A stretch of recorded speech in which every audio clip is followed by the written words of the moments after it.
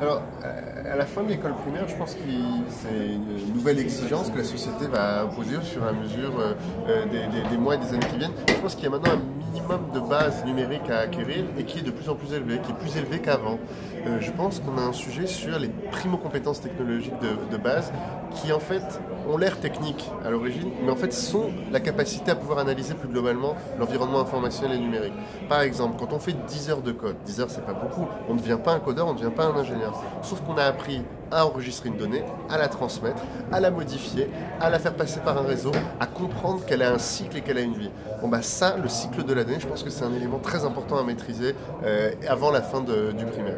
Deuxième élément, c'est l'analyse critique des médias.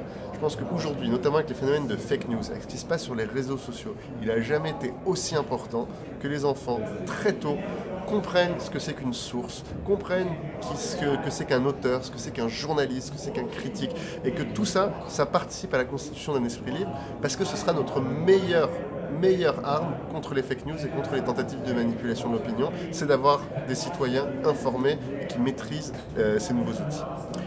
Dans le secondaire, est-ce qu'il faut apprendre le code ? Dans le secondaire, moi je suis très ouvert. C'est-à-dire que je veux que ceux qui ont très envie puissent le faire. Donc c'est pour ça que je l'ai dit au ministre de l'Éducation nationale, il faut qu'on puisse apprendre plus de numérique, même aller très loin dans le numérique, pour ceux qui en ont envie. Et après, la seule question qui est ouverte, et qui est le début d'une discussion tous ensemble aujourd'hui, c'est pour tous, qu'est-ce qu'on veut? C'est quoi le bagage de base des humanités numériques? C'est quoi le bagage de base? Est-ce que c'est devenir un codeur? Je suis pas sûr. C'est-à-dire que tout le monde n'a pas besoin de devenir un codeur. Par contre, tout le monde doit vraiment maîtriser ce que ça veut dire, ce qui s'y passe.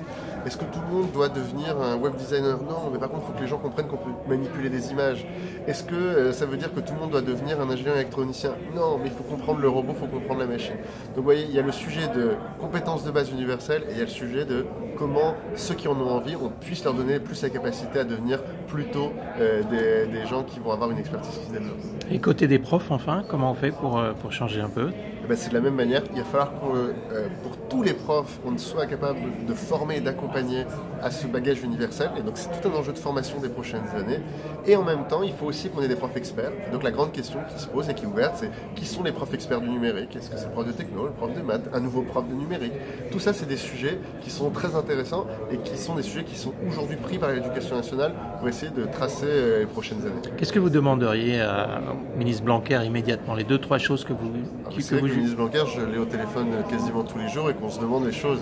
Avec lui, on a plein de sujets en commun. On travaille sur le développement de la EdTech, comment on fait pour qu'il y ait un vrai secteur en France qui développe des nouvelles solutions pour l'éducation.